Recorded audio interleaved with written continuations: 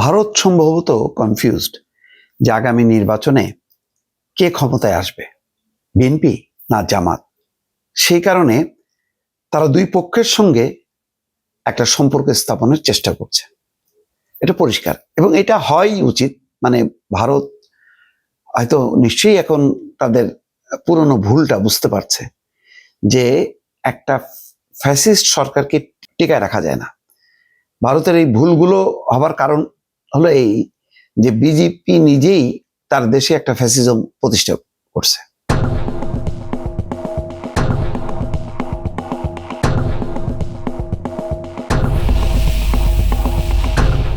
তো ফ্যাসিজম দিয়ে ধর্মকে সুড়সুড়ি দিয়ে সে মনে করছে যে সে আজীবন ক্ষমতায় থাকবে। তো সেই কারণে ফ্যাসিস্টরা গণতান্ত্রিক দেশকে পছন্দ করে না।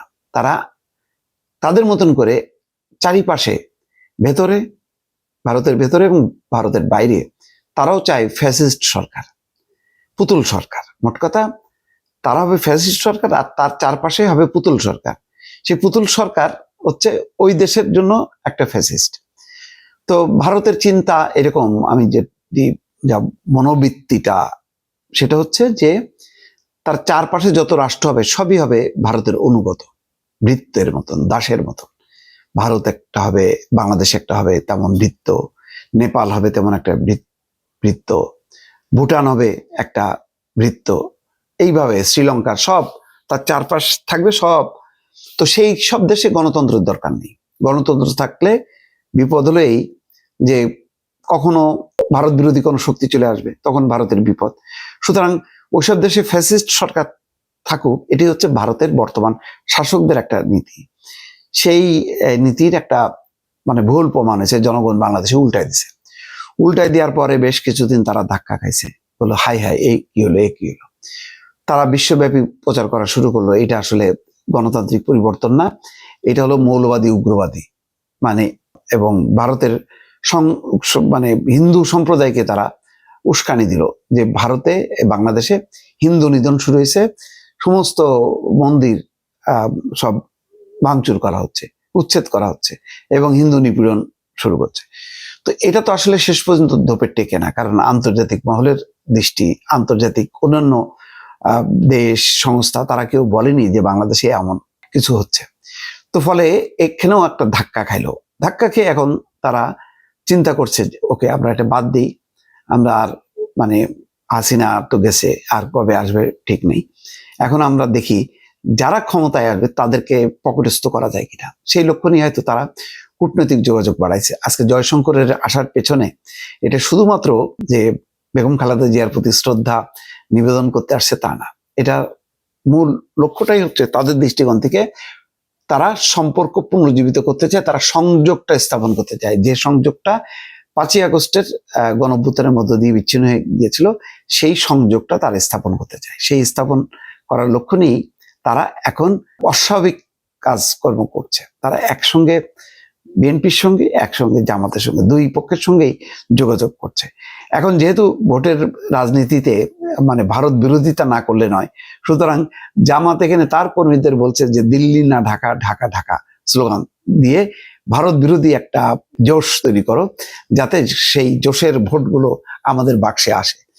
তো এখন ভারত চিন্তা করছে যে আগামীতে যে নির্বাচন, সেই নির্বাচনে নিঃসন্দেহে জামাতের তার পাল্লা ভারী হয়েছে। তো এখন কি বলা যায় না, যেমন তারা চিন্তাও করতে পারেনি যে 5ই আগস্ট এরকম একটা ঘটনা ঘটে যাবে। তো এখনো তারা চিন্তা করতে পারছে না যে আগামী নির্বাচনে কি আবার মনে হচ্ছে বিএনপি আসবে, তাহলে কি জামাত চলে আসবে নাকি বিএনপি আসবে। তো দুই লক্ষ্য নিয়ে আমার ধারণা যে তারা জয়শঙ্কর বাংলাদেশে আসছে, যে তারা একসঙ্গে করলো, বিএনপি প্রতি বন্ধুত্বের হাত বাড়াই দিল এবং নরেন্দ্র মোদীর চিঠিতে তো এটা কল্পনাই করা যায় না, তারেক রহমানকে যেভাবে প্রশংসা, বেগম খালেদা জিয়ার প্রতি শ্রদ্ধা নিবেদন করার মধ্য দিয়ে একটা লম্বা এরকম চিঠি, এটা জানি না এটা শেখ হাসিনাকে উদ্দেশ্য করে নরেন্দ্র মোদী কখনো লিখেছেন কিনা, এখন তারা তাও লিখছে।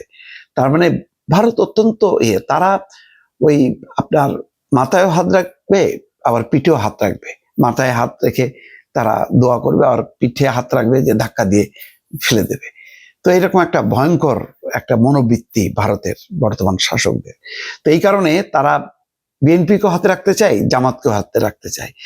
যে ক্ষমতায় আসবে বলবে যে এই তো তোমাদের সাথে আমরা যোগাযোগ স্থাপন করছি, বন্ধুত্বের হাত তো আগেই বাড়াই দিছি এবং আমাদের আশীর্বাদ তোমাদের জন্য থাকলো, তোমাদের সাথে আমরা সম্পর্ক করতে চাই। সম্ভবত এই নিয়ে তারা দুইভাবেই খেলছে। কিন্তু এই খেলাটা এটা সামগ্রিকভাবে হওয়া উচিত ছিল। ভারতের কূটনীতিটা হওয়া উচিত ছিল যে বাংলাদেশের সাথে আমরা, যেহেতু বাংলাদেশের মুক্তিযুদ্ধ স্বাধীনতা সংগ্রামের সাথে ভারতের একটা সম্পৃক্ততা আছে, এটা ঐতিহাসিক, সেই কারণে তাদের দৃষ্টিতে কোনো একটা বিশেষ দল না, সব দলের সাথে প্রকাশ্যেই সম্পর্ক রাখা, গোপনের কোনো সম্পর্কের দরকার নেই। তো প্রকাশ্যের সম্পর্ক, মর্যাদার পূর্ণ সম্পর্ক, যাতে সন্দেহ বিশ্বাস তৈরি না হয় সেরকম সম্পর্ক। কিন্তু ভারত আসলে ওই পথটা থেকে গোপন পথটা বেশি পছন্দ করে। এই পছন্দ করতে যে আজকে ফট করে ফাঁস হয়ে গেল যে জামাতের আমিরের সাথে তাদের বৈঠকের কথা। কিন্তু আগেই তারা যদি বলতো এবং প্রকাশ্যেই যদি তাদের কূটনীতিকরা ওই জামাতের আমিরের সাথে দেখা করছেন, আবার তারেক রহমানের সাথেও দেখা করছেন, বা এর আগে মির্জা ফখরুল ইসলাম আলমগীর সাথে দেখা করেছেন, এই মানে বিষয়গুলো কেন প্রকাশ্য হবে না? পশ্চিমারা তো এরকম লুকোচুরি করে না, তারা তো যেখানেই যায় সেখানে জানান দিয়ে যায়, তাদের পোস্টে লেখে। কিন্তু এখানে তো ভারতীয় দূতাবাসের অফিসিয়াল পেজও নেই, জামাতও লিখলো না। এই জায়গা থেকে বের হয়ে আসা দরকার। তো এখন বোঝা যাচ্ছে যে ভারত কনফিউজড, যে তারা আগামীতে নির্বাচনে কে আসবে না আসবে এটা বুঝে উঠতে পারতেছে না। কিন্তু যেই আসুক ক্ষমতার বাইরে, শুধু বলবো জামাত বিএনপি কেন, আরো রাজনৈতিক দল যে ক্রিয়াশীল আছে সবার সাথে একটা প্রকাশ্য তারা আসা যাওয়া করতে পারে, তাদের দৃষ্টিভঙ্গিটা তুলে দিতে পারে, বাংলাদেশের সাথে কেমন সম্পর্ক তারা চায়, সেই বিষয়গুলি খোলামেলা হওয়া উচিত। যে কোনো লুকোচুরিতে একটা ষড়যন্ত্র থাকে, একটা চক্রান্ত থাকে এবং তার পরিণতি শেষ পর্যন্ত ভালো হয় না, যেটা আমরা বিগত শেখ হাসিনার সরকারের সাথে ভারতের যেই ভারসাম্যহীন একটা একতরফা সম্পর্ক, সেই সম্পর্কের বিপরীতে একটা ভারসাম্যপূর্ণ সম্পর্ক স্থাপন করাটাই হচ্ছে এখন দায়িত্ব এবং কর্তব্য। ভালো থাকবেন। আল্লাহ হাফেজ।